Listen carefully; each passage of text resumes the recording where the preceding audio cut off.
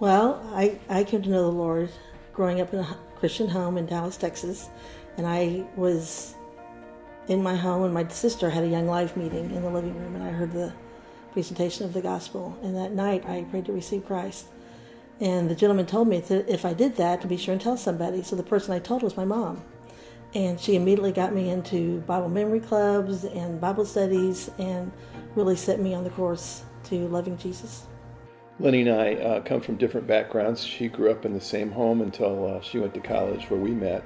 And I grew up in a military family, so we moved every 2 to 3 years and didn't really have a chance to really have a good, strong church home as a result of that.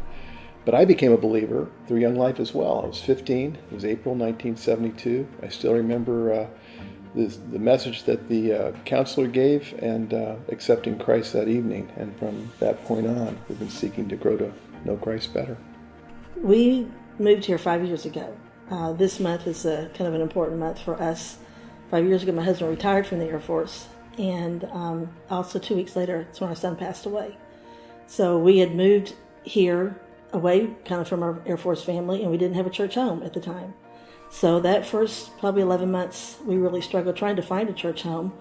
And kind of one July 4 years ago, we thought, well, let's just go to East Cooper. Our daughter, when she went to Charleston Southern, was involved in campus outreach and went to East Cooper. So we thought, let's just go try it out, even though it's way over there in Mount Pleasant.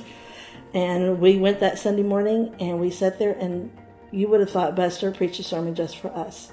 And we looked at each other and we said, I think we found our church home. So when we joined the church, we were going through the difficulty of having just lost our son. And in reflecting upon it, I can just see how I was wandering. And the church is what brought us back. One of the pastors at the time was sharing with me and said, look, we know your background. We know that you've been a chaplain. You've got a lot of theological training. But he was very upfront with me. He said, you're not ready to get engaged again because of what you're going through. And we're going to be here for you to take you through that. And when you're ready, let us know, and we'll plug you in. And that's exactly what happened. I needed about a year to just think about that and reflect upon it and grow through it. And one of the things right after we joined the church was that Grief Share was offered in the church. And so January of 15, we were able to be a part of that program, which is phenomenal. Through that, we met several people who also were grieving like we were. And that was a blessing. And I know that continues to go on. So I totally support that program. And if you need it, go, because it really helps.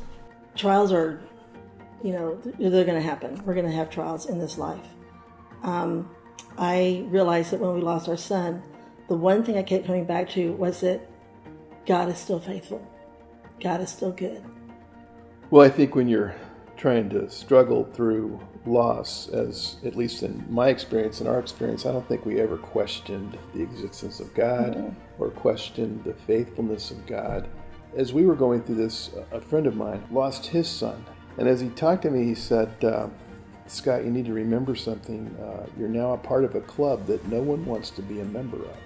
But God will use this as you have an opportunity to share with others who are confronting the same things. It's not a ministry that you want to go into, but I'm going to give you the wisdom, strength, and really just the grace and mercy and peace to be able to minister in that process. And he has, and doors have been opened that we really didn't anticipate as we've reflected upon that event.